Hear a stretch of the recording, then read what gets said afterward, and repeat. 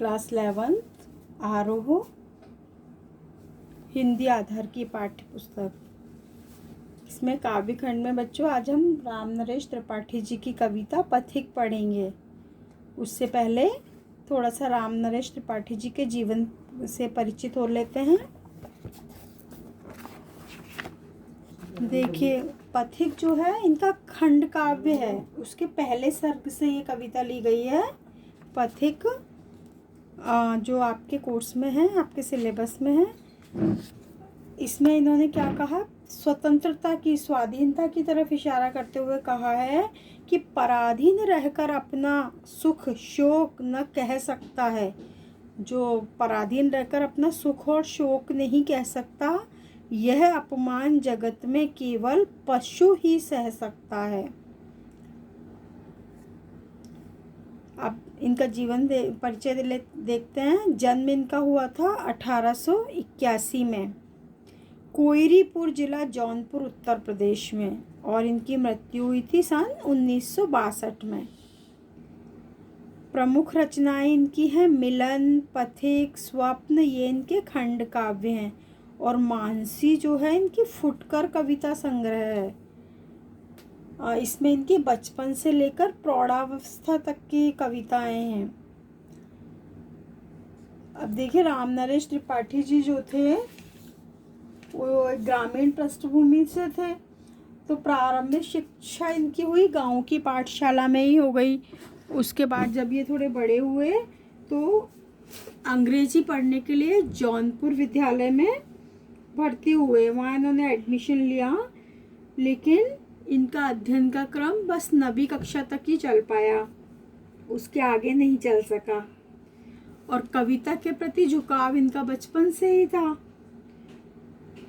अब इन्होंने क्या किया, फिर सरस्वती पत्रिका जो थी, सरस्वती पत्रिका में इन्होंने क्या किया, उसके प्रभाव के कारण ये खड़ी बोली की तरफ उन्मुख हो गए। और मानसी काव्य संग्रह में मैंने अभी आपको बताया ही कि इनकी जो बचपन से लेकर प्रौढ़ावस्था तक की कविताएं हैं। राम नरेश त्रिपाठी जी जो थे छायावाद पूर्व की खड़ी बोली के महत्वपूर्ण कवि माने जाते हैं। आरंभिक शिक्षा पूरी करने के बाद स्वाध्याय से अपने आप इन्होंने अध्ययन किया और हिंदी, अंग्रेजी, बंगला और उर्दू का ज्ञान प्राप्त किया।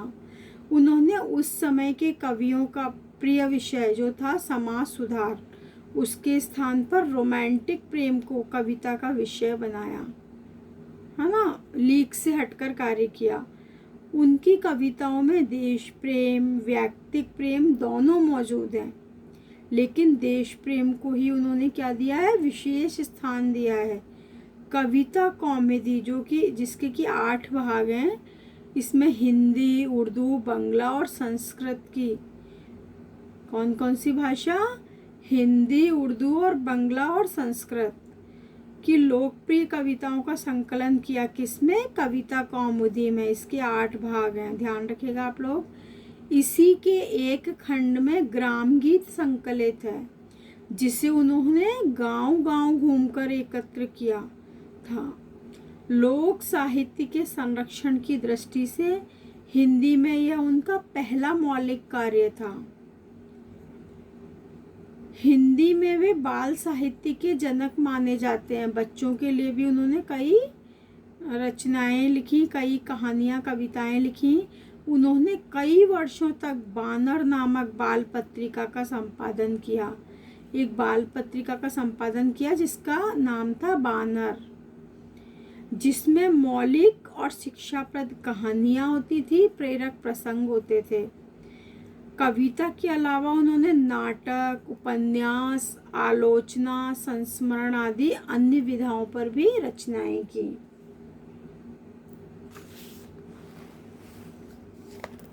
ये जो पथिक कविता है, ये जो एक अंश है पथिक कविता का, इसके खंड काव्य के, पथिक खंड काव्य के पहले सर्ग से लिया गया। ये बात मैं आपको पहले भी बता चुकी हूँ।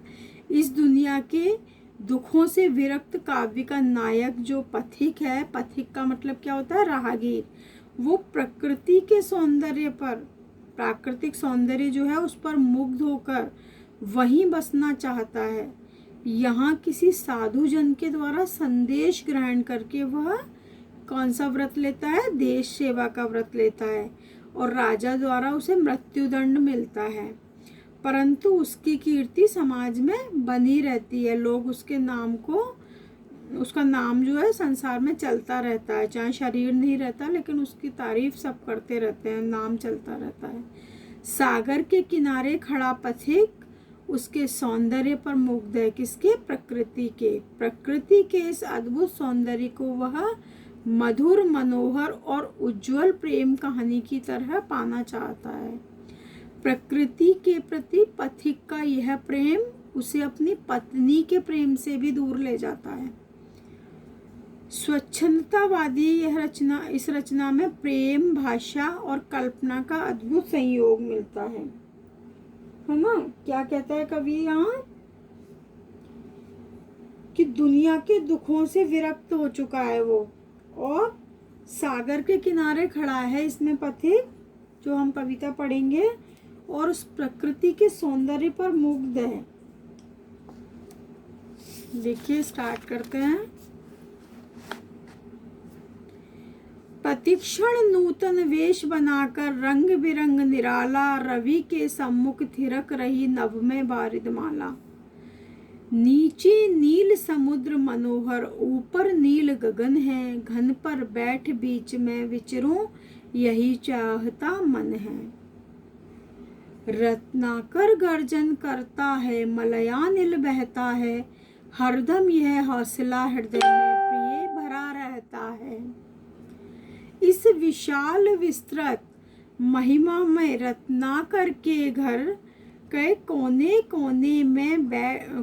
कोने में लहरों पर बैठ फिरूं जी भर के।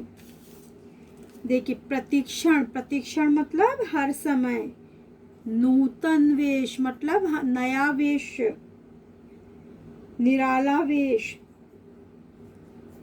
सम्मुख मतलब सामने, थिरकना मतलब नाचना, वारिद मातला मतलब बादलों का समूह, नीचे नील समुद्र, नील मतलब नीला समुद्र, मनोहर मतलब मन को हरने वाला, नीला गगन, घन मतलब बादल, विचरू मतलब घूमूं फिरूं। रत्नाकर कहते हैं समुद्र को, समुद्र का पर्यायवाची है। मलयानिल मतलब मलय पर्वत से बहने वाली अनिल, मलय पर्वत से निकलने वाली बहने वाली हवा। महिमामय मतलब महान, कोने कोने पर बैठ फिरूं मतलब घूमूं। अब देखिए भावार्थ क्या कह रहा है पथिक, कि आकाश में जो बादलों का समूह है उसे देखकर ऐसा लगता है कि हर क्षण नया नया वेश बनाकर रंग बिरंगे निराले रूप में सूर्य के सम्मुख जो नाच रहा है। दोबारा देखिए, आकाश में बादलों के समूह को देखकर ऐसा लगता है, कैसा लगता है कि ये जो रंग बिरंगे और निराले रूप बनाकर सूर्य के सामने नाच रहा है। नीचे नीला समुद्र फैला हुआ है और ऊपर नीला गगन है, बीच में क्या है? ये बादलों का समूह नाच रहा है। मेरा मन क्या चाहता है कि इस घन पर, इन बादलों पर बैठकर मैं भी विचरण करूं, मैं भी घूमूं, आनंद विहार करूं। आगे देखिए, रत्नाकर गर्जन करता है। क्या कहते हैं कवि, जो पथिक के रूप में है नायक, कि रत्नाकर मतलब समुद्र की जो लहरें उठती हैं वे गर्जना करती हैं। लहरें उठ रही, गिर रही हैं तो आवाज़ जो आ रही है गर्जना कर रही हैं। मलय पर्वत से शीतल पवन बह रही है, हरदम यह हौसला हृदय में प्रिय भरा रहता है। क्या कह रहे हैं अपनी प्रिया को, अपनी पत्नी को, कि हे प्रिय, इस कारण मेरे हृदय में हमेशा उत्साह भरा रहता है। इस विशाल विस्तृत महिमामय रत्नाकर के घर में, ये जो विशाल, इतना फैला हुआ, इतना महान जो समुद्र है, उसके घर के, उसके समुद्र को घर का रूप दे दिया है, घर मान लिया कवि ने। कह रहे हैं कि उसके कोने कोने में इन लहरों पर बैठकर मैं जी भर के घूमूं, इस समुद्र रूपी घर के कोने कोने में जाऊं और इन लहरों पर बैठकर इसका कोना कोना घूम आऊं। प्राकृतिक सौंदर्य को मानवीय सौंदर्य में बदल करके यहाँ कौन सा अलंकार है, होगा मानवीकरण अलंकार। अब नेक्स्ट देखिए अगली पंक्तियां। निकल रहा है जल निधि तल पर दिनकर बिंब अधूरा, कमला की कंचन मंदिर का मानो कांत कंगूरा। लाने को निज पुण्य भूमि पर लक्ष्मी की असवारी, रत्नाकर ने निर्मित कर दी स्वर्ण सड़क अति प्यारी। निर्भय दृढ़ गंभीर भाव से गरज रहा सागर है, लहरों पर लहरों का आना सुंदर अति सुंदर है। कहो यहाँ से बढ़कर सुख क्या पा सकता है प्राणी, अनुभव करो हृदय से हे अनुराग भरी कल्याणी। हे प्रेम भरी कल्याणी, हे मेरी पत्नी, हे मेरी प्रिया, इस प्राकृतिक सौंदर्य का वर्णन कर रहे हैं, उन्हें संबोधित करके अपनी प्रिया को या पत्नी को।